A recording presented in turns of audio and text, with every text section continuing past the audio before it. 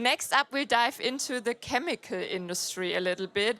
Who's from the chemical industry? Just asking to get to know you a little bit. Perfect. So some that are not too familiar, and that's actually what makes it even more exciting.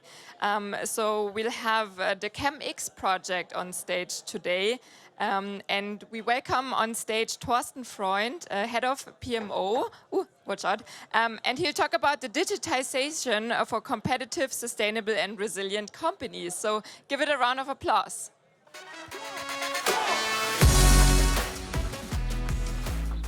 Thank you so much. So why am I standing here where representing a company who has been a startup 165 years ago? So there is still innovation coming from the established industries, and let's have a look into that in the next 10 minutes. Much drivers of the innovation is coming from regulation. So about 2 years ago, we have seen a lot of regulation coming from the EU on the chemical industry, which is already highly regulated, and we were thinking, hey, how can we cope with all this data we need to transfer to fulfill these regulations, especially when digital product passports, digital twins are coming. And the products of the chemical industry are pretty much present everywhere. So 96% of a study, according to our industry representation, are in the, with chemical industry. So pretty much everything. So who has an idea where no chemicals are in? That will be worth a dinner with me. Any ideas? No, definitely. So this question is always cheap because there is no really a product on the market which does not need chemicals in it, or materials. Robots, electronics, batteries, cars, everything. So consequently, we need to deal with the situation that the information transfer has to happen in the chemical industry. And the problem today is that we have very long value chains. We're starting with oil, gas, minerals, or with biogenic products from palm plantations. Transfer the products through refineries, through chemical processes into some industrial materials. Here the example of food packaging, which has several ingredients like a sheet material, glues, or an ink. And at the end of the day, that needs to be recycled. This whole chain has processes in it which needs information. And this information is today transferred by email, by Excel sheets exchanged, by telephone calls in a non-standardized manner. And this chain breaks. This chain is inefficient and it takes a lot of effort with human interaction. So the solution is now being developed by a number of partners where there was the opportunity of a funding from the European Union and the German government. That's pretty much the consortium of the chemical industry in Germany, plus technology providers like SAP, Siemens, like startups who have very cool ideas on data space technology and digitization and the authentication and verification of data, plus associated partners going internationally, going broader into the downstream industries. We are running here not a startup, rather than a project, which ends in later this year, and combining a lot of expertise from the industry in order to solve this problem of data. So what needs to be solved? The chemical industry is the center of pretty much everything, and data requirements are all around us. From different industries, from the regulator, from the standardization organizations, and from the consumers who want to know what is in my product. How can I recycle my product?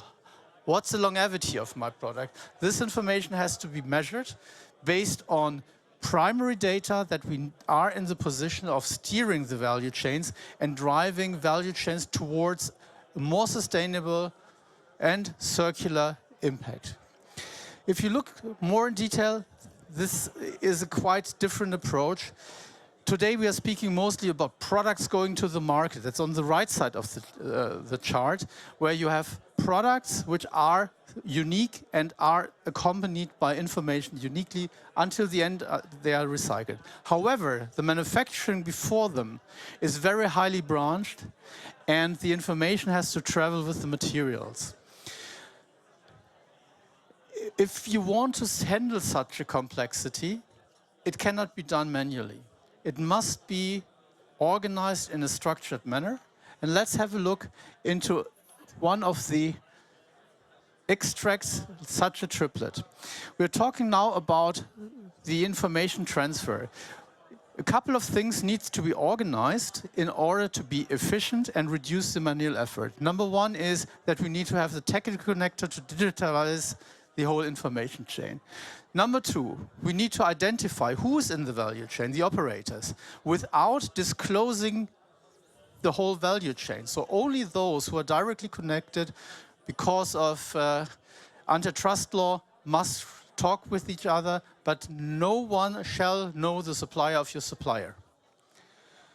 The third thing what we need to standardize is the attributes of the data which are there. If everybody talks about the same thing in a standardized manner, we have all the same language, we can differentiate between the good and the bad. We can authenticate the data, and data have trust. They are verified. And then we can compare the performance of the one product with the other one and make our choices to build efficient value chains. And in the end, we need to make sure that the accounting processes within the industry are according to the same rigorous as the financial standards.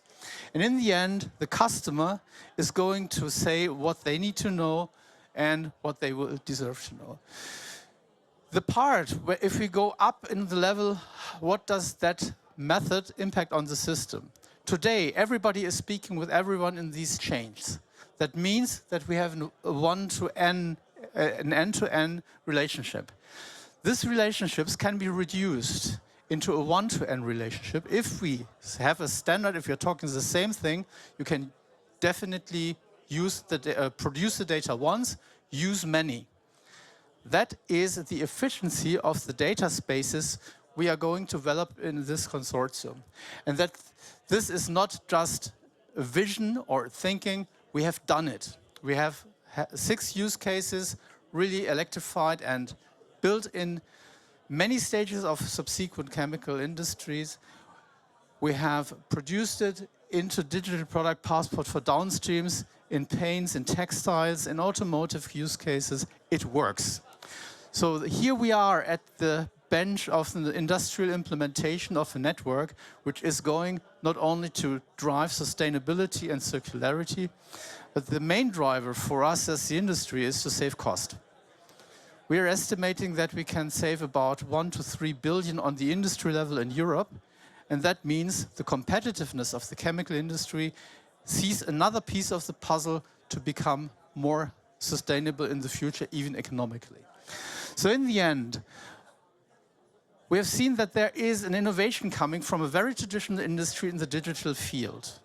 We have seen that there is a value in the whole project for the entire industry and for the downstreams. So we want to talk with those who are consuming the data from ChemX to understand better the need of our customers. And we would like to speak with partners in the digital startup arena for digitalization who can take over such concepts we are developing now for the industrialization and services for partners who want to implement it. This is now the opportunity to speak with each other. We are here at the booth in the next room, in the right corner. So thank you very much for your attention, and I hope we will speak soon to make it happen.